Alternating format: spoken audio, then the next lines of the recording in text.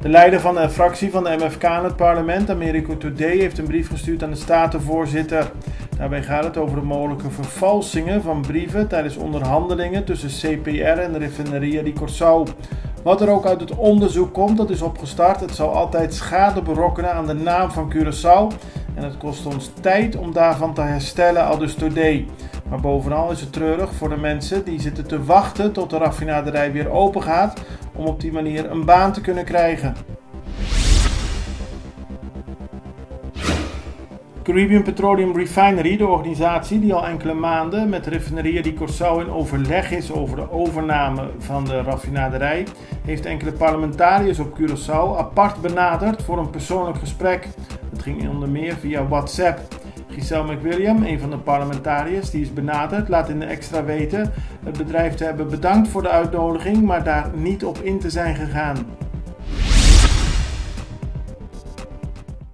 Na Colectra, nós toma tempo para servir ora com mais da comunibo. Llama no centro de cliente na telefone 0800-035 de Jaluna para Viernes voor die setor de mente te com setor de noite para turno serviço nan of patrão cita. Se você transita para Chasabra, também por hora. Por escolher para trabalhar, riba aqualectra.com e aproveitar a mesura, põe o documento na cerca para visita cerca nós, vai mais fácil. Sim, Aqualectra, seu centro de cliente, está claro para servir na momento que você come a bo.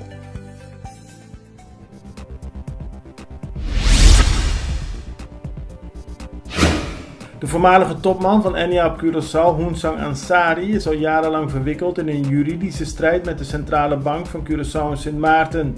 Zijn dochter, de bekende advocaat Nina Ansari, heeft nu een aanklacht ingediend tegen de Centrale Bank.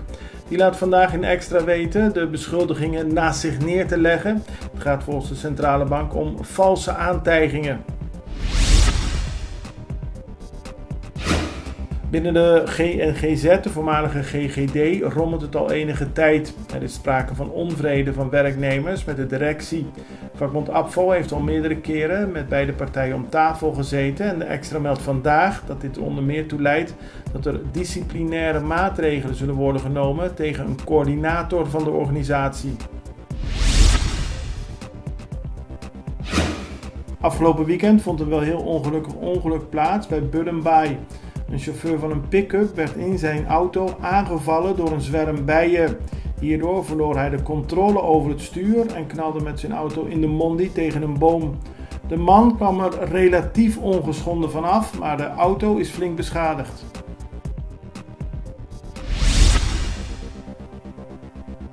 Gabriela dos Santos, onze Miss Universe Curaçao en onlangs nummer 5 tijdens de Miss Universe verkiezingen in Amerika, kreeg afgelopen zondag een mooie parade aangeboden door de bewoners van Curaçao. Van de Rooseveltweg af tot Rifford Village stonden verschillende mensen langs de kant om haar te steunen en toe te juichen voor het bereikte resultaat.